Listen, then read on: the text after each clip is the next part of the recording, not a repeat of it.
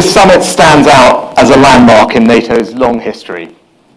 We arrived here faced with a more volatile and dangerous world, a mechanized war in Europe on a scale not seen since 1945, and increasing aggression from authoritarian states challenging our security in Europe and beyond.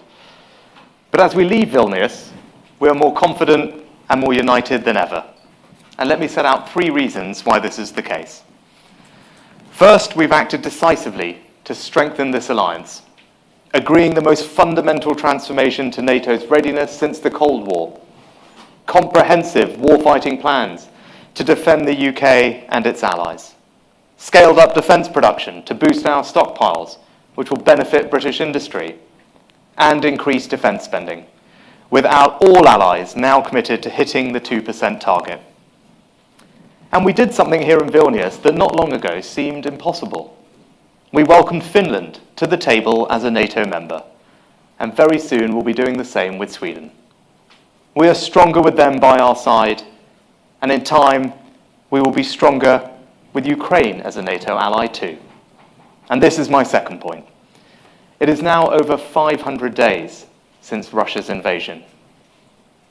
500 days of barbarity, of innocent people being murdered in their homes, of children being killed, abducted, and used as human shields. I want to pay tribute to the Ukrainian people and to their incredible bravery and resilience. They're still standing strong and defiant, and the counteroffensive is making progress. In the last few weeks, they've taken back more ground than Russia has taken in the last year. And we are standing with them, and allies are doubling down in their support. At the Munich Security Conference in February, I called for long-term security arrangements to protect Ukraine, break the cycle of Russian violence, and ultimately help end this war. And today, we have delivered. Together with our G7 partners, we have agreed to provide the long-term bilateral security commitments that Ukraine needs. These commitments mark a new high point in international support for Ukraine. And I want to be clear, they are not a substitute for NATO membership. The summit communique echoes the UK's long-held position that Ukraine's future is in NATO. And we've taken a big step this week towards bringing Ukraine into the alliance. Together, we've shortened their path to membership, removing the need for a membership action plan, and holding the first meeting of the NATO-Ukraine Council with President Zelensky sitting at the table by our side as an equal. And finally, I'd like to say a word about the UK's role here. I was struck once again this week by just how valued our contribution is. The British people should know that, and they should be proud. We are the leading European contributor to NATO. We were one of the first to hit the 2% target, and now we're moving towards 2.5%. We spend more than 20 other NATO countries combined, but it's about much more than that. It's about our incredible armed forces across land, air, and sea. We're one of the only countries that contributes to every NATO mission, with RAF jets patrolling the eastern flank, troops on the ground in Estonia and Poland as part of NATO's enhanced forward presence, and the Royal Navy, including our 2 aircraft carriers, providing around a quarter of NATO's maritime capability. It's about our deep partnerships. With Japan and Italy, we're producing a 6th-generation fighter through our Global Combat Air Programme. And with AUKUS, we're working with Australia and the US to build some of the most advanced nuclear-powered submarines the world has ever known. And it's about leadership. We've led the way on Ukraine, moving first on tanks and long-range missiles, training their troops for the counteroffensive. And just today, I've announced we're providing more ammunition, 70 more combat vehicles, as well as a new rehabilitation center for injured Ukrainian veterans.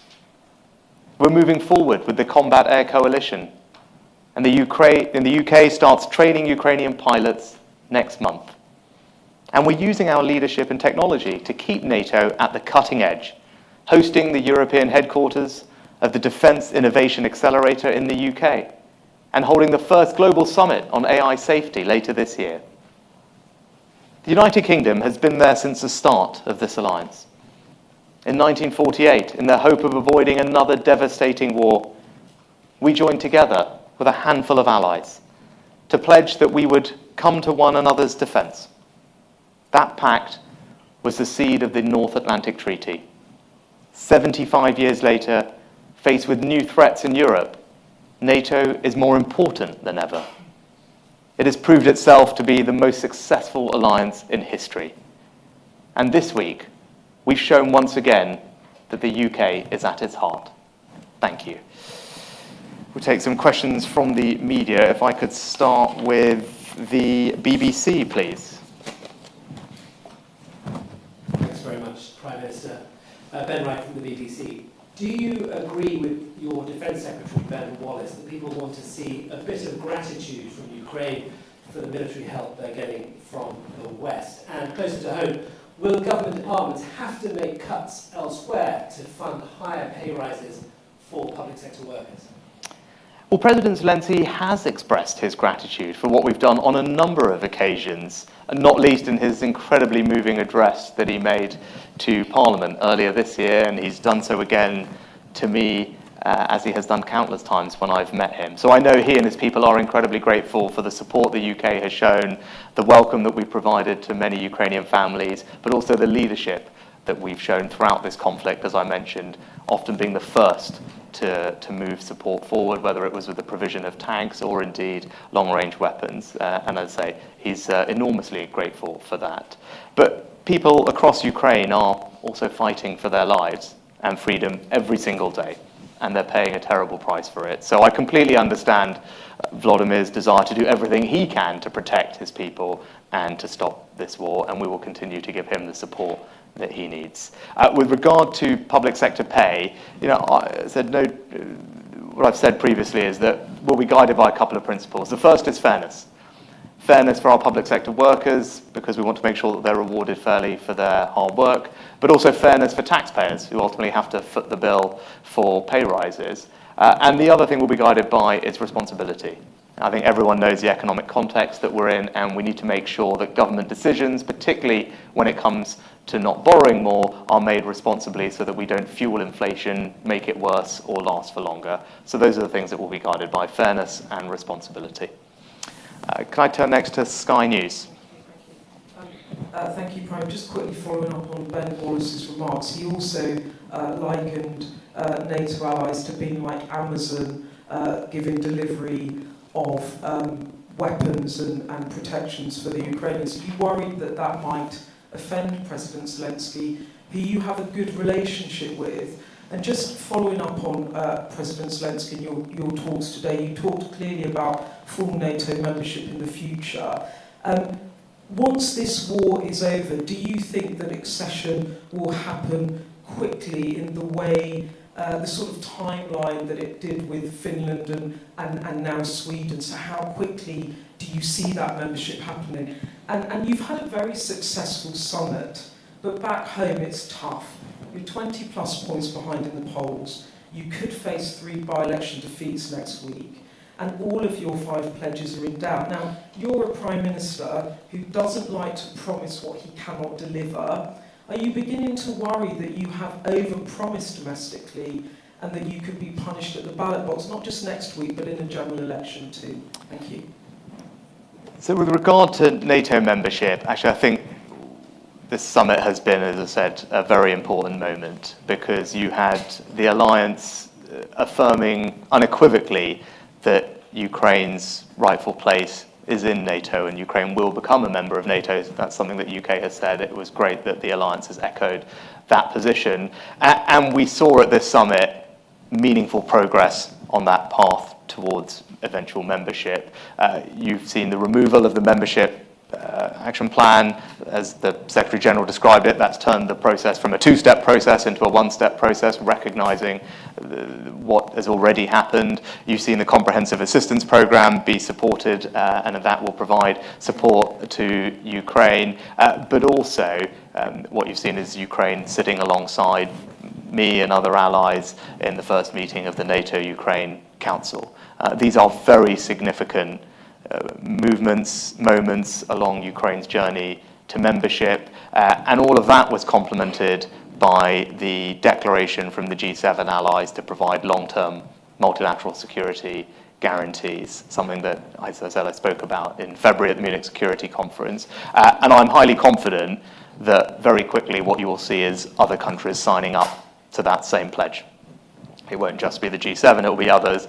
And if you take all of that together, I think what you've got is, actually President Zelensky's words are probably better than mine to describe it, but he's just described it by saying that the outcome of the Vilnius summit is a meaningful success for Ukraine, and that he is bringing home significant security victory for Ukraine, for his country and for its people. Those are President Zelensky's words about what this summit has achieved for him and for his people. And I'm very proud, and everyone should be very proud, that the UK has had a leading role to play in that outcome.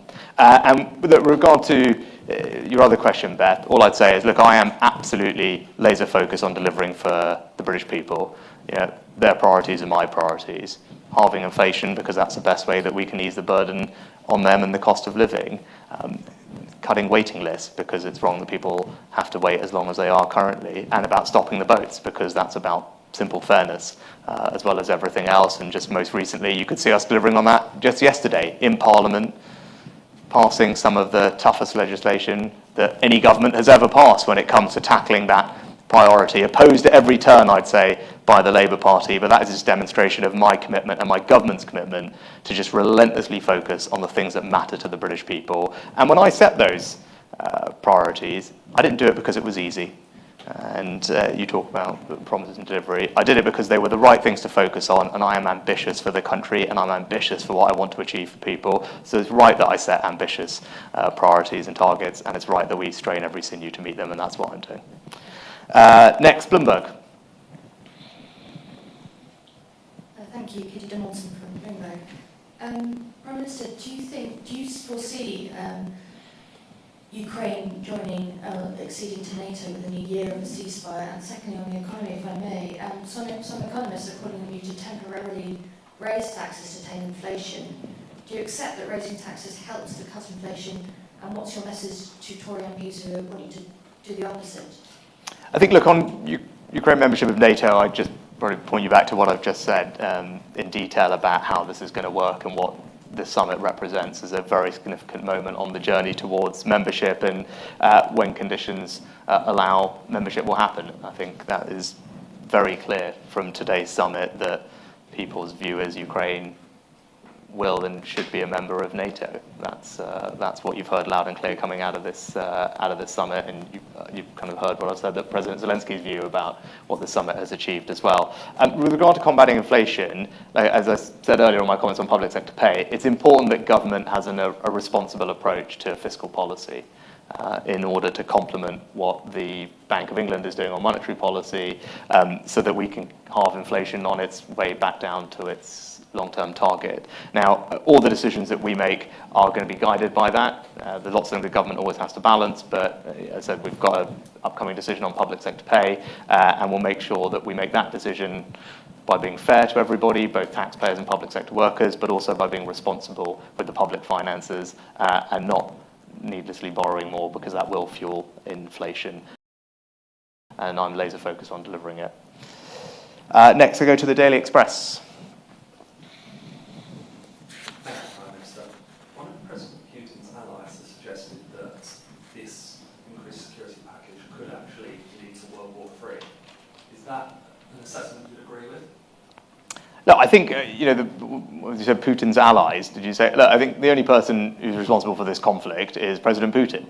Right? President Putin has engaged in an unprovoked and illegal invasion of another country, violating their territorial integrity and sovereignty. That is a flagrant breach of international law and the UN Charter. Those are principles which not just us, but countries around the world think are important to uphold. And you've seen that in the widespread condemnation in the United Nations for his actions, and you saw it today at the summit. And